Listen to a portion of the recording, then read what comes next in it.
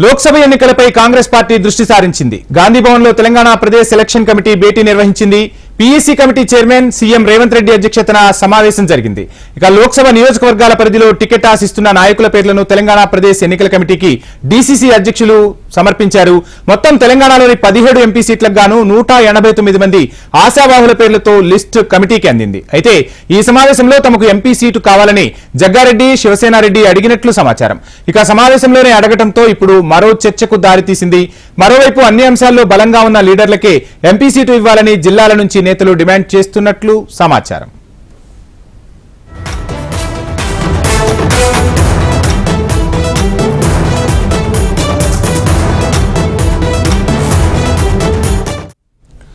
లోక్సభ ఎన్నికలపై దృష్టి సారించింది కాంగ్రెస్ అధిష్టానం. గాంధీభవన్ లో తెలంగాణ ప్రదేశ్ సెలక్షన్ కమిటీ భేటీ నిర్వహించింది. PEC committee chairman CM Revanth Reddy అధ్యక్షతన సమావేశం జరిగింది. ఇక లోక్సభ నియోజకవర్గాల పరిధిలో టికెట్ ఆశిస్తున్న నాయకుల పేర్లను తెలంగాణ ప్రదేశ్ ఎన్నికల కమిటీకి డీసీసీ అధ్యక్షులు పంపించారు. మొత్తం తెలంగాణలోని 17 ఎంపీ సీట్లకు గాను 189 మంది ఆశావాహుల పేర్లతో లిస్టు కమిటీకి అందింది. అయితే ఈ సమావేశంలో తమకు ఎంపీ సీటు కావాలని జగ్గారెడ్డి, శివసేనారెడ్డి అడిగినట్లు తెలుస్తోంది. సమావేశంలోనే వారు అడగటంతో ఇప్పుడు మరో చర్చకు దారి తీసింది. మరోవైపు అన్ని అంశాల్లో బలంగా ఉన్న లీడర్లకే ఎంపీ సీటు ఇవ్వాలని జిల్లాల నుంచి నేతలు డిమాండ్ చేస్తున్నట్లు తెలుస్తోంది. ఇక కాంగ్రెస్ ఎంపీ లిస్టుకు సంబంధించి మరిన్ని డీటెయిల్స్, అదేవిధంగా నిన్న సమావేశానికి సంబంధించిన డీటెయిల్స్ కూడా మనకు ప్రేమ్ అందిస్తారు. ప్రేమ్, చూస్తూ ఉన్నాం, ఒకవైపు కాంగ్రెస్ లో ఎంపీ సీట్స్ కు సంబంధించి ఆశావాహుల సంఖ్య పెరుగుతోంది. 189 మందికి పైగా ఆశావాహులు బరిలో నిలిచినట్లు కూడా తెలుస్తోంది. ఈ నేపథ్యంలో కాంగ్రెస్ అధిష్టానం ఎంపీ లిస్ట్ ను ఎప్పుడు ఫైనల్ చేసే అవకాశాలున్నాయి? ఏ ప్రాతిపదికన లిస్ట్ ను ఫైనల్ చేస్తున్నారు? అంటే మొదటి నుంచి గతంలో అసెంబ్లీ ఎన్నికల్లో కూడా ఎవరైతే ఆశావాహులు ఉన్నారో వారందరి ఆశావాహులకు సంబంధించి మరొకైపు డీసీసీ నుంచి ఒక లీస్ట్ అయితే తీసుకుంది కాంగ్రెస్ గాంధీభవన్ వర్గాలు. అయితే నిన్న కూడా 2 రోజుల క్రితం ఎంపీ పార్లమెంట్ కు సంబంధించినటువంటి వాటిలో ఆశావాహులు ఎవరెవరు ఉన్నారు, వారికి సంబంధించినటువంటి వివరాలన్నీ కూడా ఇవ్వాలని చెప్తే నిన్న సాయంత్రం ఏదైతే పీఈసీ మీటింగ్ కు సంబంధించిన దాంట్లో దాదాపు 189 మందికో రాష్ట్ర వ్యాప్తంగా ఉన్నటువంటి అన్ని డీసీసీల నుంచి వచ్చాయి. అందులో అత్యల్పంగా ఉమ్మడి మెదక్ జిల్లా పార్లమెంట్ సంబంధించినటువంటి దాని నుంచి వచ్చాయి. మిగతా ఒకవైపు సికింద్రాబాద్ కానీ, వరంగల్ కానీ, మరొకవైపు మహబూబ్ నగర్ కానీ, ఎక్కడ ఎక్కువ సీట్లు అనేటువంటి సికింద్రాబాద్ ఏజెన్సీ పరిధిలో కాంగ్రెస్ గెలిచింది కూడా చాలా తక్కువ. ఉన్నటువంటి వాటిల్లో నుంచి కూడా ఎక్కువ మంది ఆశావాహులు పార్లమెంట్ నుంచి పోటీ చేయడం కోసం అని చెప్పేసి అప్లికేషన్స్ అయితే పెట్టుకున్నారు.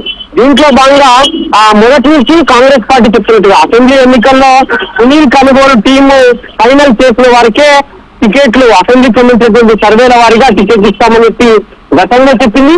ఇప్పుడు కూడా అదే ప్రతిపాదన. మొన్న సెక్రటేరియట్ లో కూడా CM Revanth Reddy, TPCC chief లో సునీల్ కనుగోలు టీం కలిపారు. రాష్ట్ర వ్యాప్తంగా జరిగేటువంటి అభివృద్ధి కార్యక్రమాలు, మరొకవైపు 50 రోజుల పాలన, ఇంకా పార్లమెంట్ కు సంబంధించిన వాటిపై కూడా ఒక రిపోర్ట్ ఇచ్చినట్టుగా కొంత సమాచారం వచ్చింది. వీటన్నిటిని బేరీజ్ చేసుకుని నిన్న జరిగినటువంటి సమావేశంలో రాజ్యసభ సభ్యులకు సంబంధించినటువంటి ఎంపిక సిఈసికి చేస్తూ తీర్మానం చేసింది. మరొకవైపు పార్లమెంట్ కు సంబంధించిన విషయంలో కూడా అభ్యర్థుల ఎంపిక విషయంలో సునీల్ కనుగోలు టీంతో పాటు జిల్లా ఇన్ఛార్జీలు, దాంతో పాటుగా నియోజకవర్గ ఇన్ఛార్జీలు వారు క్లియరెన్స్ ఇస్తేనే అభ్యర్థికి టికెట్ ఇచ్చేటట్టుగా కూడా మరొకవైపు నిన్న చర్చ జరిగినట్టుగా తెలుస్తుంటాయి. ప్రేమ్, చూస్తున్నాం, ఇటు ఒకవైపు శివసేనారెడ్డి, జగ్గారెడ్డి కూడా ఎంపీ సీట్లను అడుగుతూ ఉన్నారు, ఆశావాహులుగా ఉన్నారు. మరోవైపు కాంగ్రెస్ అగ్రనేత సోనియా గాంధీని కూడా తెలంగాణ నుంచి బరిలోకి దింపాలని తెలంగాణ కాంగ్రెస్ భావిస్తున్నట్టు తెలుస్తుంది. దీనికి సంబంధించి ఈ సమావేశంలో ఏమైనా చర్చించారా?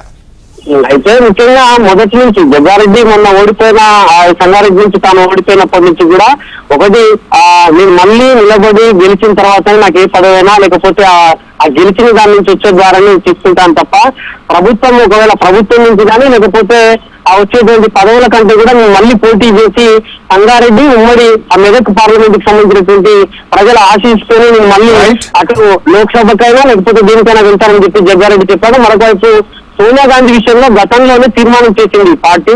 నిన్న కూడా మళ్ళీ గతంలో చేసేటువంటి తీర్మానాన్ని గుర్తుకు చేస్తూ ఉమ్మడి ఖమ్మం జిల్లా అని కాకుండా మొత్తం రాష్ట్ర వ్యాప్తంగా ఎక్కడ పోటీ చేసినా కూడా ఎక్కడ పోటీ చేసినా కూడా ప్రతిపక్ష పార్టీలకు సంబంధించినటువంటి వారి అభ్యర్థులను ఎవరిని నిలబెట్టకుండా తెలంగాణ ఇచ్చింది సోనియా గాంధీ కాబట్టి సోనియా గాంధీ రుణం తీర్చుకోవాలంటే తెలంగాణ ప్రజలు కానీ యావత్ ప్రతిపక్ష పార్టీలన్నీ కూడా అక్కడ అభ్యర్థిని నిలబెట్టకూడదు అని చెప్పేసి కూడా నిన్న రేవంత్ రెడ్డి మాట్లాడుతూ తాను పెట్టినటువంటి ప్రెస్ మీట్ లో మాట్లాడుతూ మరొకసారి సోనియా గాంధీ అంశాన్ని గుర్తు చేశారు.